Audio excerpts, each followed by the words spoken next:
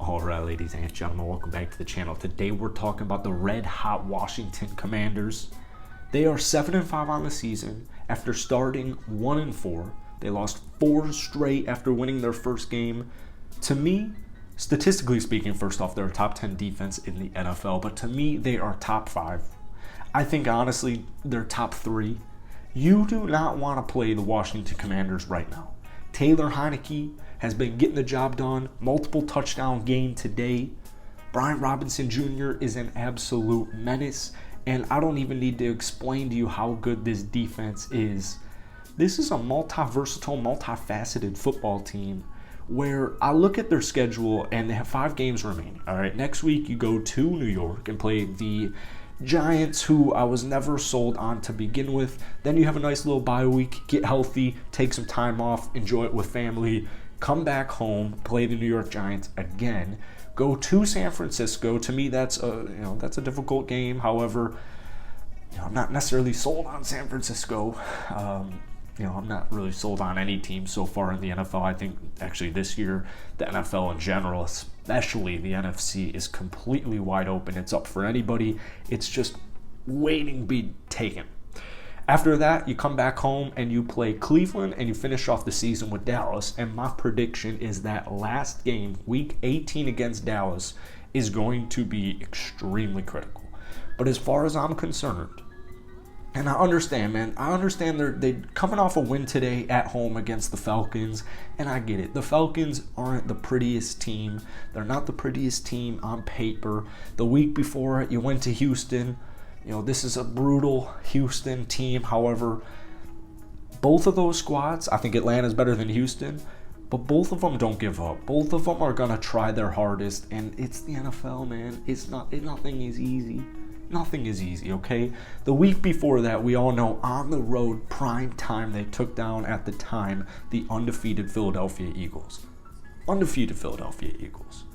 This is a legitimate team, and I don't care if it happens this year or next year or the year after that. The Washington Commanders are a force to be reckoned with.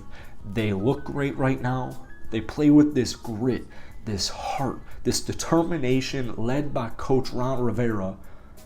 This team is bonded, man. Their culture is something where it's almost unexplainable. It is actually unexplainable. It's a family. And this team will not give up. They're extremely resilient. I don't care who said it had to be pretty. Who said it had to be pretty?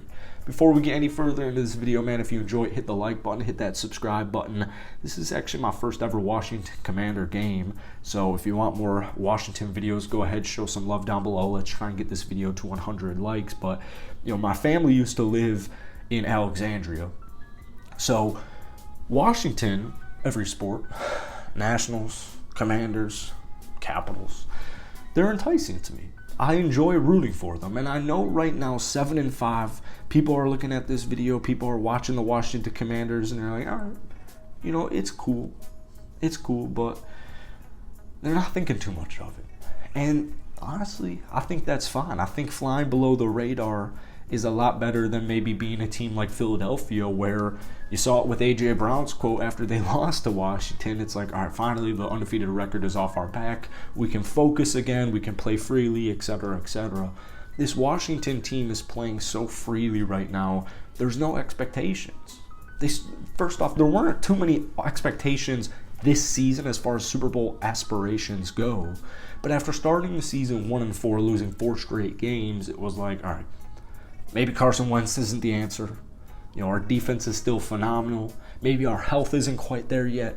But I like what we're establishing. I like the identity, the culture, the leadership that we have on this football team. So maybe it's not going to be this year. In fact, it probably isn't this year, right? We're 1-4. But I like the momentum. I like what we have. Well, that's been switched, because they've won 6 of their last 7 games, and I have the schedule right here, and take it from a Green Bay Packer fan. This is not a fun team to play. Now, statistically, defensively, they're a top 10 team. They're holding teams to less than 20 points a night, but especially, the return of Chase Young, which we'll probably see next week. This team is so deep and they're so ready to stand up, where they're just stacking up, man. They're just building that momentum. So start the season off with a win against Jacksonville. You lose to Detroit, Philadelphia, Dallas, and Tennessee. Now, 3 of those 4 teams are quote-unquote Super Bowl contenders, right? Super Bowl contenders. Dallas, I know that the NFC East is extremely competitive and it is rival-based, but let's be real here. Dallas and Philadelphia have good football teams. Tennessee is one of those teams that flies under the radar. I love the Tennessee Titans because, honestly, to me, they're like one receiver away from being like, damn, the Tennessee Titans are really good, which they are really good. So you lost 3 straight games to playoff Super Bowl caliber teams. Well, you followed off with a win against my home state in the Chicago Bears. 12-7 doesn't always have to be pretty, like I said. Then you come back home and you take down my Green Bay Packers. I'll give credit. I'll give props when props are due. And Washington played better than them in every facet of the game. So we'll speed past that one there. You beat Indianapolis. You lose to Minnesota. Minnesota outscored them 17-7 in the fourth quarter. And I'll be the first to say, I've made a fair amount of Vikings videos on this channel. What Minnesota is going through right now this season it's extremely special. They're in my division. They're in the NFC North. I've had my fun with Minnesota, and this is truly just a special year for the Vikings. But it was a very winnable game. That's my point. It was a very winnable game. Then you finish it up, win against Philly, win against Houston, and then today you won against Atlanta. So, I'm trying to look in the fine print where it's just like where does it say it has to be pretty? Why does it have to be pretty?